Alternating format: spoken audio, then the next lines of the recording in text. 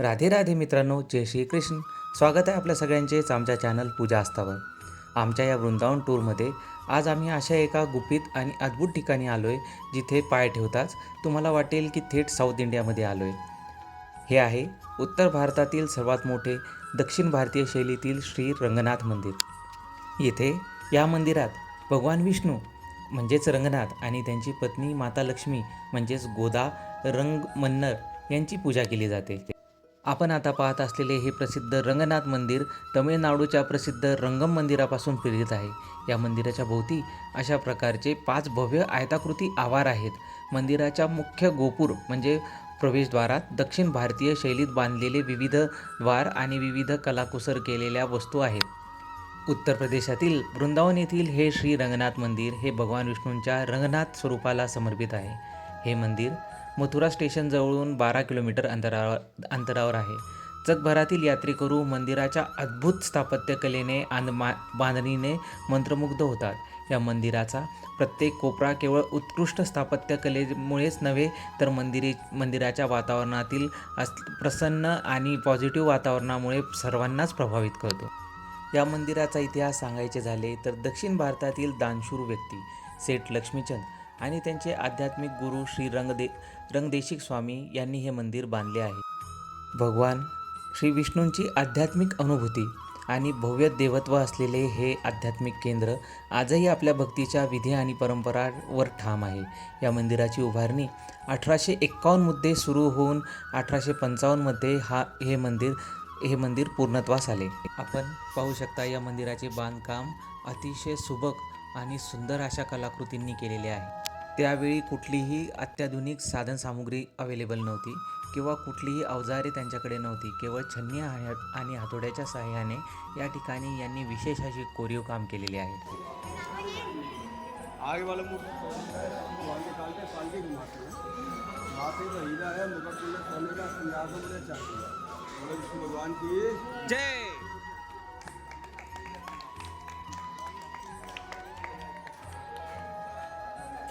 या ठिकाणी आपण पाहू शकता भगवान विष्णूंची शेषशयनी मुद्रा या ठिकाणी स्थापन केलेली आहे. मंदिराच्या गाभाऱ्यामध्ये भगवान विष्णू शेषनागाच्या मोठ्या वेटोळ्यांवर विश्राम करत आहे. या ठिकाणी इतरही हिंदू देवी देवतांच्या मूर्ती आणि मंदिरे स्थापन करण्यात आलेली आहेत, ज्यांचे विशेष असे पूजा विधी या ठिकाणी केला जातो.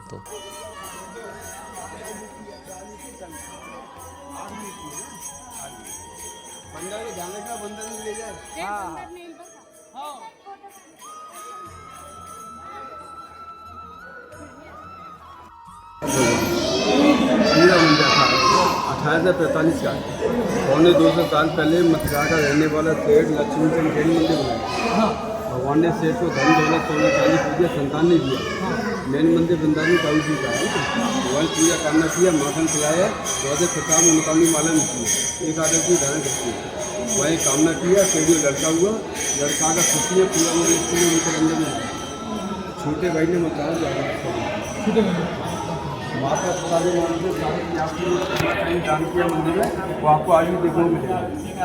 मंदिर बना के जो ग्रीक में मध्यास के रहने वाली स्वामी रंगाचार्य पूरा मंदिर बना के को दान में देंगे। क्षेत्रफल में सबसे बड़ा मंदिर रंगनाथ था। 5 परिक्रमाएँ बड़ी बड़ी राम में 7 दरवाजे, 4 दरवाजा पूरे साइड में 325 का एक साथ पूजा करते हैं। एक साथ मकान है, हर मकान में हुआ है 5.5 के पीछे पुजारी रहती है। चौगुन मकान इधर है, 5.5 या मंदिर संबंध हाथ जोड़ने का ना भोग लगता ना मिलता। यहाँ पे जिन्होंने मंदिर बनाया उनके माता पिता के नाम से जारी करके चौकटी भी बोले और घूमने आते हैं वो मंदिर दाऊ जी का मंदिर 5.5 या मंदिर पूजा फल मिलता है। वैसे प्रसाद उन्होंने पानी मांगा और गोपाल कृष्ण महाराज की जय जय।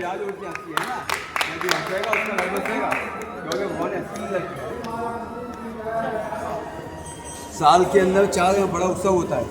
पहला उत्सव लट्ठा का मेला होता है, नंद उत्सव। दूसरा 500 किलो का चांदी झूलन उत्सव।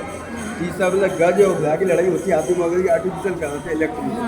चौथा रथ यात्रा होती है, जगन्नाथ में आषाढ़ में होती है, मार्च में होती है। 85 मन लकड़ी रथ निकालते व्यक्ति वहाँ। इस समय आप अच्छे समय पर आए हैं। इस समय चला अधिक मास 3 साल के बाद में आता है। जो भी धन करते हैं 10 गुना अधिक मिलता है। बाकी सभी लोगों को आना होता है यहाँ समय की ताकत और पैसे की ताकत से नहीं होता है। तो और जल्दी का पुण्य उदय होता है तब वृंदावन धाम में पार निकलता है। इससे आप लोग हैं भगवान ने बुलाया किसी कमी को पूरा करने के लिए और लेने के लिए नहीं, कुछ देने के लिए बुलाया।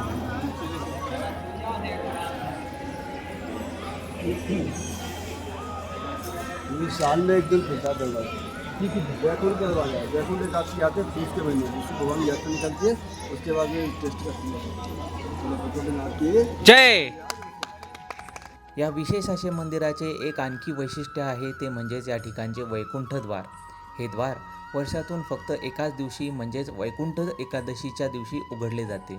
या मंदिरात 21 दिवसांचा वैकुंठ उत्सव मोठ्या उत्साहाने साजरा केला जातो आणि या ठिकाणी मार्च आणि एप्रिल महिन्याच्या दरम्यान 10 दिवसांचा मोठा ब्रह्मोत्सव रथ का मेला हा सुद्धा साजरा केला जातो, ज्यामध्ये 60 फुटी लाकडी रथातून देवाची यात्रा काढली जाते.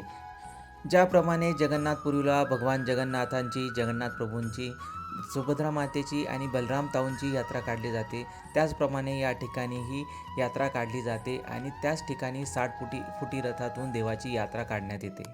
भगवान के समय का 3 निशानी है।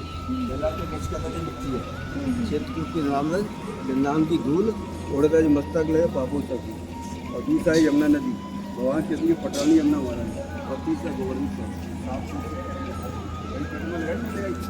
कब लगाई? पहले लगाई रिक्शा से? कोई बात नहीं, भगवान तो भाव का भूखा है। तो 8 घंटे लगती है ना, 8 घंटे लगती है। और भीड़ भी चल रही है इस समय ना, बहुत भीड़ चल रही है। गोकुल वगैरह देखा? नहीं, अभी जाना है। तो भगवान के समय का है ना गोवर्धन पर्वत, भगवान ने उंगली पकड़ा।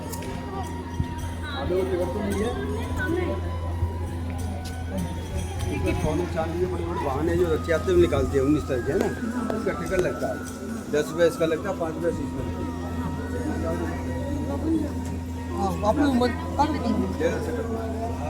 गाँव में पेड़ पर तो सुनाई देती है। जिसको भाव अच्छा होता है उसको सुनाई देती है, जिसका भाव अच्छा नहीं होता ना उसको नहीं सुनाई देती। वो दिन भर चालू रहता है। हाँ, बंसी बट भांडी का दिन भर चालू रहता है, लेकिन वो मानसरोवर है वो 12 बजे बंद हो जाता है। मानसरोवर कृष्ण भगवान चले गए ना द्वारका, राधा ने मान कर रूपता बैठी है।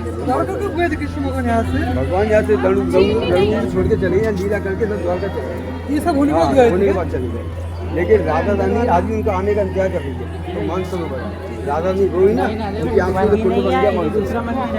और 4 मंदिर है, एक बिल बने। माता लक्ष्मी जी ने लड्डू गोपाल जी आए थे बालसोर में, खिचड़ी पका खिलाई थी। 4 स्पॉट है, तो एक साल जाओगे ना 600-700 रुपये लिखा, वो दिखा दो जमुना पार है।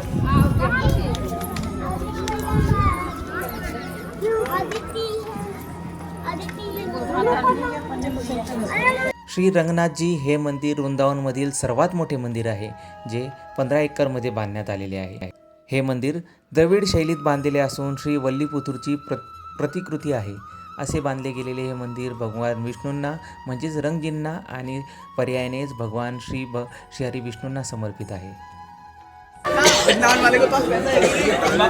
सोने का बने वो 21 कलर है, छोटा छोटा सोने का खंबे को उसे गरुड़ स्तंभ, विष्णु भगवान का वाहन है गरुड़।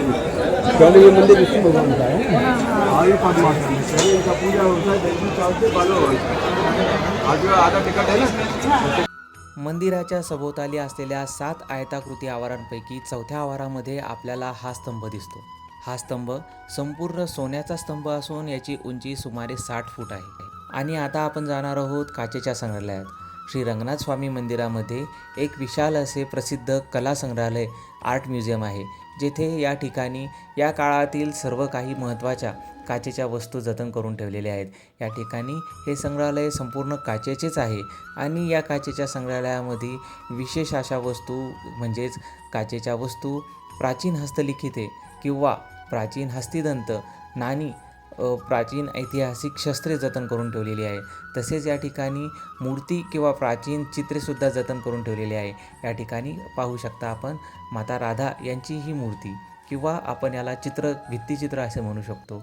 दुसरे हे या ठिकाणी भगवान श्रीकृष्ण यांची मूर्ती भित्तिचित्र जे रंगनाथ स्वामी स्वरूपामध्ये या ठिकाणी आहे. तसेच आपल्याला विविध देवी देवतांचे भित्तिचित्र मूर्ती या ठिकाणी पाहायला मिळत आहे. तर हे म्युझियम अतिशय सुंदर असून या म्युझियममध्ये आपल्याला भगवान श्रीकृष्ण, माता राधा आणि भगवान स्वामी नरसिंह यांच्यासोबतच विविध देवी देवतांचे चित्र, मूर्ती स्वरूपात जतन करून ठेवलेल्या वस्तू आणि गोष्टी आपल्याला या ठिकाणी सहज पाहता येतील. हे संग्रहालय 1968मध्ये कला संग्रहालय म्हणून सुरू करण्यात आले. येथे मौल्यवान वस्तू, मौल्यवान चित्र, हस्तिदंतसुद्धा आहेत.